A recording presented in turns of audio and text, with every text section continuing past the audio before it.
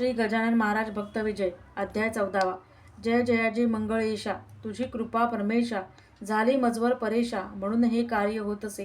कृपा देवी शारदेची, सफल करी ही पूजा माझी. आस ग्रंथ लेखनाची पूर्णत्वाकडे जात असे.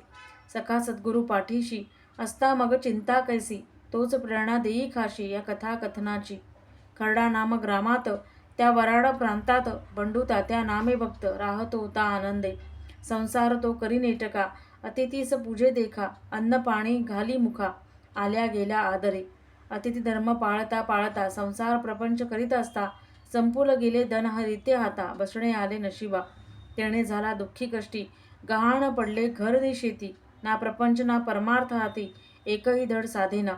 वैराग्य आले तयामनी, उठून निघाला प्रपंचातुनी, म्हणे आता हरिद्वारा जाऊनी, संन्यास घेऊनी राहावे. आला रेल्वे स्टेशनावर, धरुनी गोसाव्याचा वेश थोर, उभा राहिला खिडकीसमोर, तिकीट काढण्या. तोच एक भेटला ब्राह्मण, म्हणे तात्या न जाई त्रासून, जाऊनी तू घे दर्शन शेगावी श्री गजाननाचे. इतके बोलून तो गृहस्थ गुप्त झाला क्षणार्धात. तेणे बंडू तात्या मनात घोटाळला बहु असे, म्हणे कोणी का असेना, आपण जाऊ घेऊ दर्शना, नंतर करू पुढच्या गमना, पुढचे पुढे पाहू चला. आला शेगावात, उभा राहिला जोडून हात, बदले समर्थ तेव्हा त्याप्रत, नको स्मशान वैराग्ये, अरे संसारी संकटे येती, म्हणून एका कुणी त्यागती. प्रपंचाची गोडी येती, संसारिका वाटत असे. तुम्ही असोनी संसारी, आठवावा तो श्रीहरी, ज्याचे पुढे संकटे सारी, पळ एकही ना थांबिती. नको पळून जाऊस, नको रे जीव देऊस, तू परतोनी जाई घरास, सुखे संसार करावा.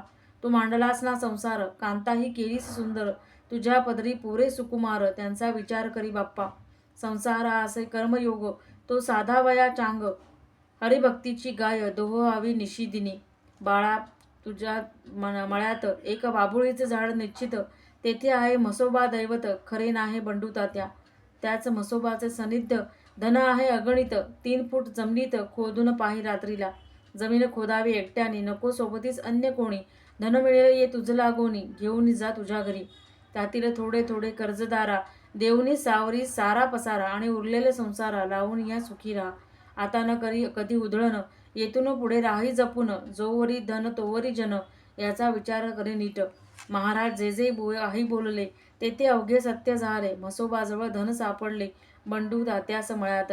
त्याने तो आणून देऊन करी श्री गजाननाचे भजन, वारंवार करी वंदन, म्हणे संकटी रक्षितू देवा.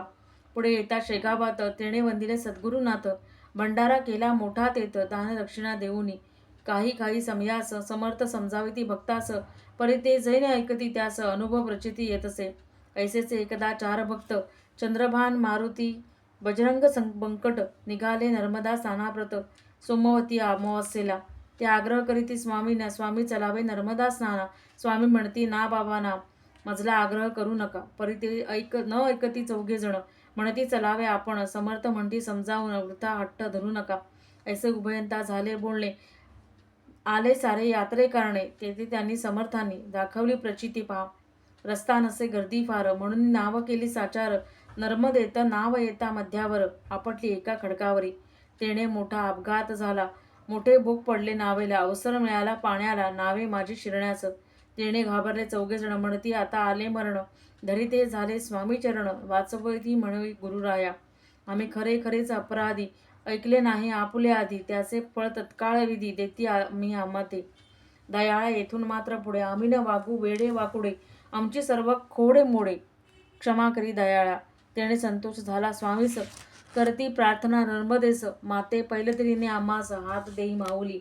स्वामी प्रार्थना नव्हे आज्ञाती, ऐकून नर्मदा आली वरती. कोयणीचं रूप धरुनी ती, नाव लावती पैलतीला.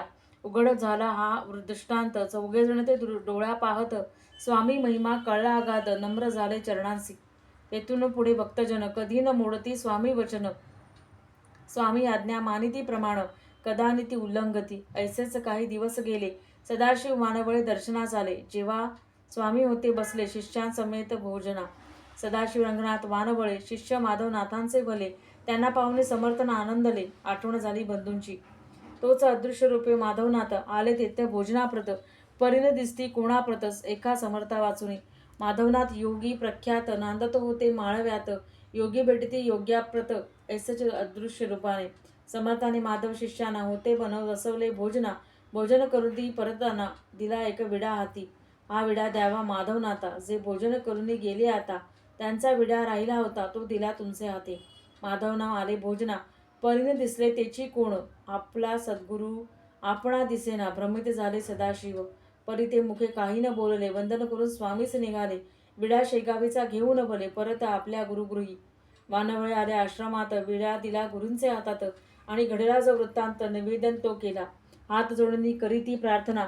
गुरुराया मज खरे सांगना. तुम्ही आला का गजानना भेटण्यास शेगावी.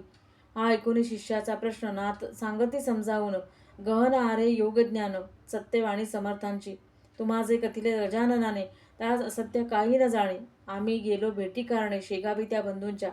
आण इकडे मज देतो विडा.